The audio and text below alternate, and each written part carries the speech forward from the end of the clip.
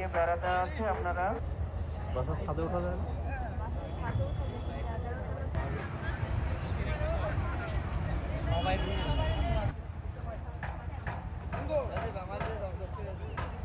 আমরা প্রথম অবস্থায় সূর্যমুখী করছিল ফসল আকৃতি, তৈল বীজ হিসাবে আমরা শুরু করছি।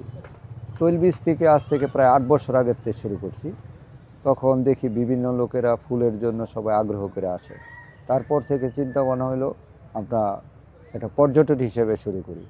আস্তে আস্তে শুরু করতে করতে বিগত 4 বছর ধরে আমরা মোটামুটি ভালো গ্রেনার এবং 4 বছর ধরে সূর্যমুখীর জন্য বিশাল একটা সমাহার পড়ছে।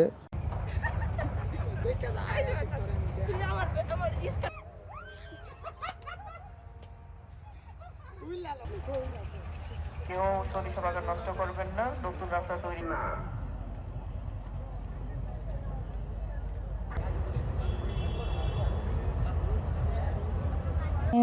আসলে শীতের এই সময়টা অনেকগুলো সূর্যমুখীর বাগান তো সচরাচর দেখা যায় না।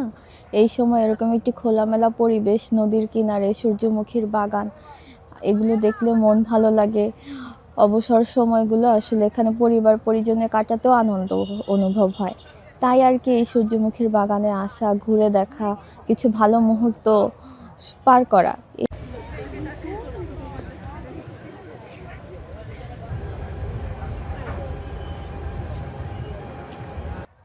আসলে আমরা প্রতিনিয়তই নানা কাজে ব্যস্ততা থাকা হয়।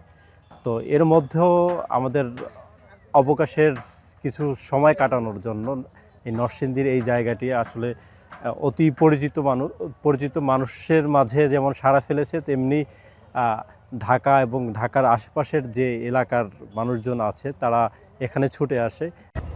এইটা আবার কি হয়ে গেছে, পুরো হয়ে গেছে।